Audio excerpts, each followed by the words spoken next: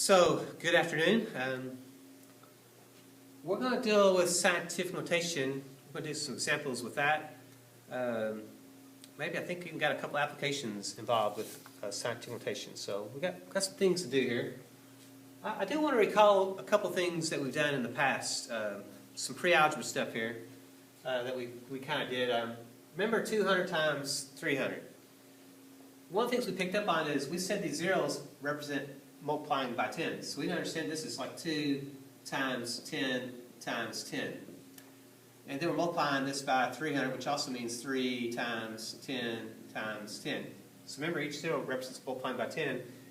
And remember, multiplying by 10 basically means you're increasing your place value by one spot. So what we learned is, this really is the same thing as 2 times 3 times 10 times 10 times 10 times 10. Because remember, multiplication is commutative, I can change the order. So what it boiled down to was 2 times 3 was 6. And each time we saw multiplying by 10, we multiplying by 10 as adding a 0. So this simply said add a 0, add a 0, add a 0, add a 0. So it needs to add in 4 zeros. So therefore our answer was 60,000. But also picked up on that, 10 times 10 times 10 times 10 could also mean the same thing as 6 times 10 to the 4th power. So there's a couple ways I could express that. Early on we were saying, hey, let's write that 60,000. But there's also the thing of 6 times 10 to the 4th. That's considered scientific notation. Scientific notation has the form of a times 10 to the nth power. This a, this first part, has to be a number between 1 and 10. So this is what this is mean. A has to be greater than or equal to 1, but it has to be less than 10. So that a has to be a number that can be 1, but it cannot be 10. It has to be smaller than 10. So it's got to be a number basically between 1 and 10, essentially here. Now n has to be an integer. So what that's saying is n has to be a positive or a negative number, like 0, 1, 2, 3, 4, so forth and so on. But also that n could be a -1 or a -2 or a -3 or a -4. It can be what we call integers, those positive negative numbers. So 6 times 10 to the 4th actually meets this criteria. The 6 is between 1 and 10, and 4 is a positive integer. So 6 times 10 to the 4th, that actually is a scientific notation. And this would be just expanded out. Now if I look at 2.3 times 0.04, 2 and 3/10 times 400ths. Remember we said we can change this to 23 divided by 10.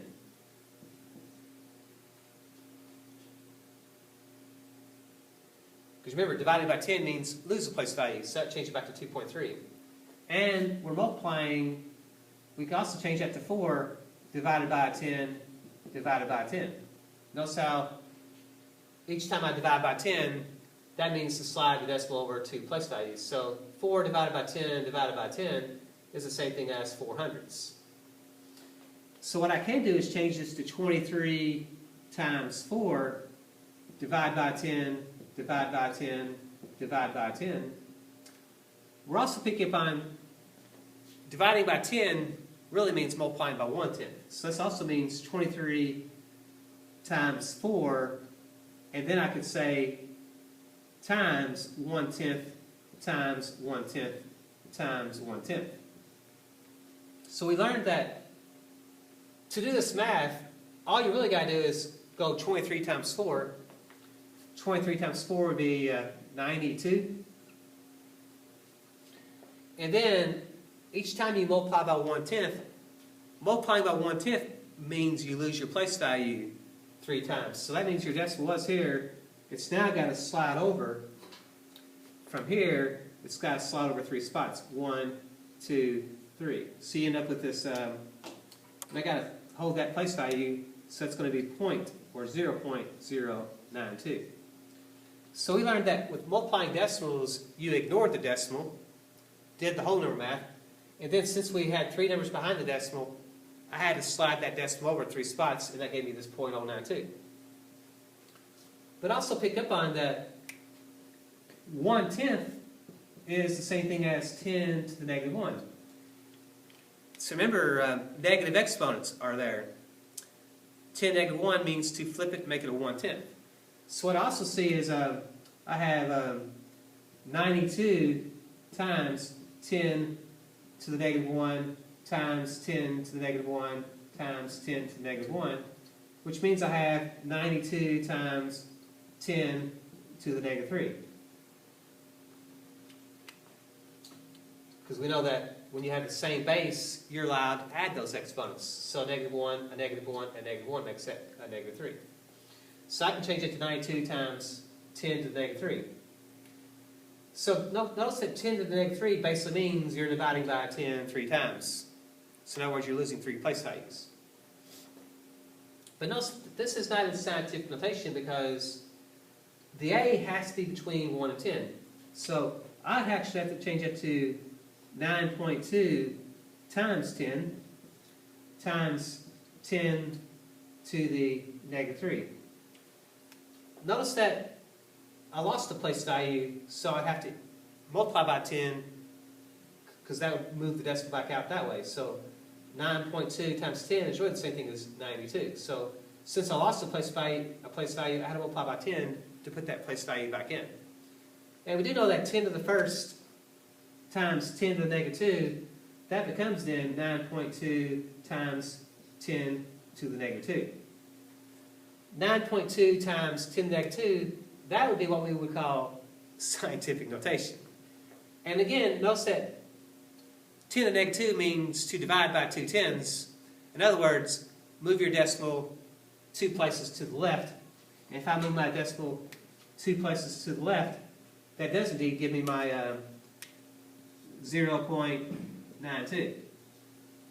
0.092. So 92 thousandths would be the answer. Okay? So that's some food for thought.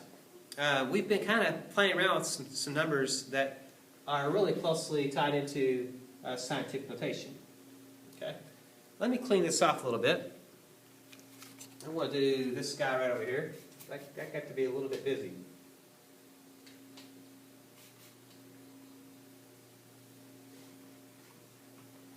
So, something else that we did is we did something like this. We expanded it out. We broke it apart. So, if we look at this problem right here, 25,378 and 914 thousandths. Remember, we can look at this by place value. So we have the 2 would be in the 10 thousandths place, that's 20,000, plus then 5,000, plus then 300, plus then 70, plus 8, plus then 9 tenths, plus 100th, plus 4 thousandths. Now, we can come back through and say, well, that is 2 times 10,000. Plus, that's 5 times 1,000. Plus then, I'll go ahead and put those in parentheses. Show up a little bit better. 300 would be 3 times 100. 70 would be 7 times 10. Looks like I got a wet spot there. Hold on here.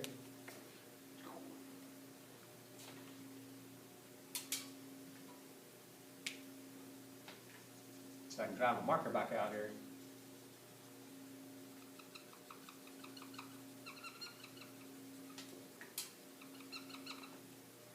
So that's going to be 7 times 10 for 70, plus then 8 times 1. Since that's in the ones place, that's 8 ones. Plus then that's going to be 9 times a tenth. Plus that's going to be 1 times 100. And that's going to be 4 times 1,000.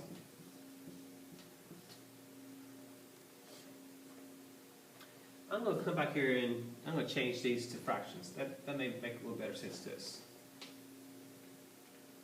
So 9 times 1/10, I can write that as a fraction. 1 times 100th, and then 4 times 1,000th. It may look better as a fractional notation there. Now notice that 10,000 really is the same thing as 4 tens. Remember, each time you see a 0, that means you're multiplying by 10. So what I could do is change that to 2 times 10 to the 4th power. I can use what we would call a scientific notation with that. Plus then 5 times 10 to the 3rd. Notice how again you got 3 zeros there, so that's 10 to the 3rd. You have then 3 times 10 squared. Plus then 7 times 10 to the 1st, so that's still the same thing. 7 times 10 to the 1st. I'm going to put that 1 there.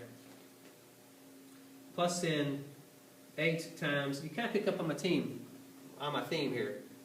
10 to the 4th, 10 to the 3rd, 10 squared, 10 to the 1st. So that means I want to put 10 to the what power.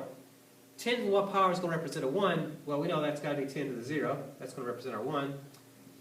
Then I can have 9 times 10 to, well, remember to make a 1/10, I need a negative exponent. So that's going to be 10 to the negative 1. So 10 to the negative 1 is the same thing as 1/10, or you're dividing by 10. You have 1 times 10 to the negative 2, because 10 to the negative 2 is going to be the same thing as 100th. And you can change that then to 4 times 10 to the negative 3. I can do that.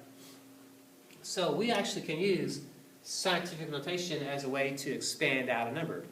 You know, before we did like this, we may have even done this. I think I may have even talked about this. But this is, again, a form of scientific notation. So it's out there. We use it in various ways. But mainly what we use scientific notation for is when we get into really, really big numbers. We don't want to type those big numbers into a calculator. And practically, I mean, some calculators you can't even put those numbers in because there's not enough space there. So we have to use a different notation to do that. So that's where we're going to go with this, and see if we can kind of pick up on